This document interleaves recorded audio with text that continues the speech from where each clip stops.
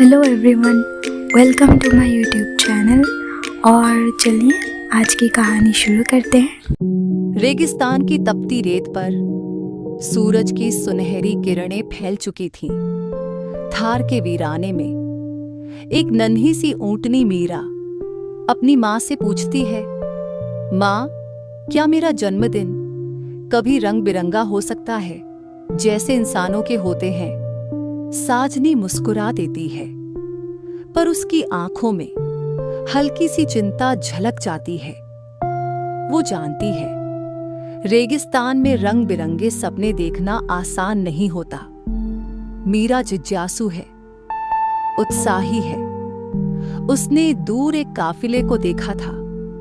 बच्चे हंसते हुए, हवा में उड़ते गुब्बारे, केक पर जलती मोमबत्तियां, और तभी से उसके दिल में जन्मदिन का सपना बस गया।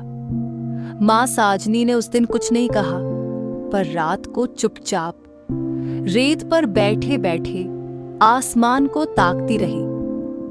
फैसला कर चुकी थी, इस बार मीरा का जन्मदिन खास होगा।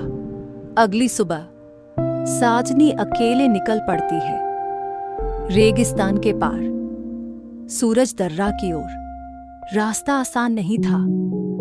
रेत के तेज तूफान, दिशाएं बदल जाती थीं। एक चालाक लोमड़ी मिली रास्ते में। तुझे सूरज दर्रा दिखा दूंगी, पर बदले में तेरा पानी चाहिए। साजनी ने पानी दे दिया, पर लोमड़ी ने धोखा दिया।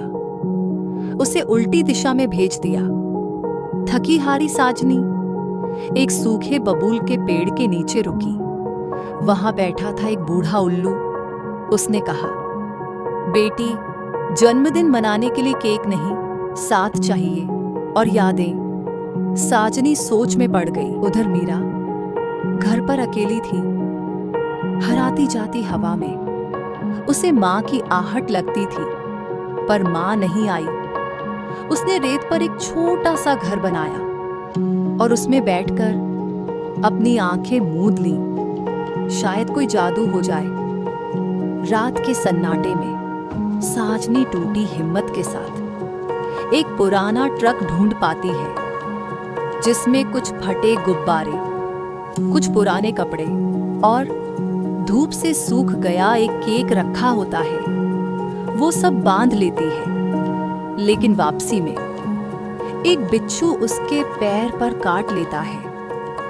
वो गिर जाती है, लेकिन उठती है फिर से। मीरा के लिए।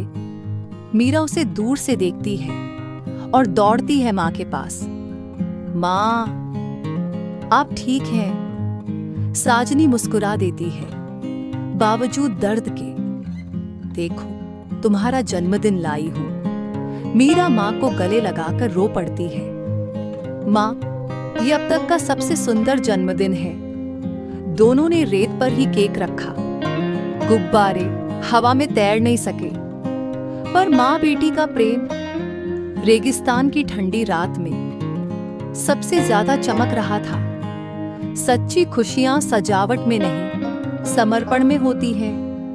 रेगिस्तान भी रोशन हो सकता है अगर मां का प्यार साथ हो। मीरा अब हर साल अपना जन्मदिन उसी छांव में मां के साथ बैठकर एक कहानी सुनते हुए मनाती है। रेत की हर कण में अब उसके लिए यादें हैं, और मां की ममता सबसे बड़ा तोहफा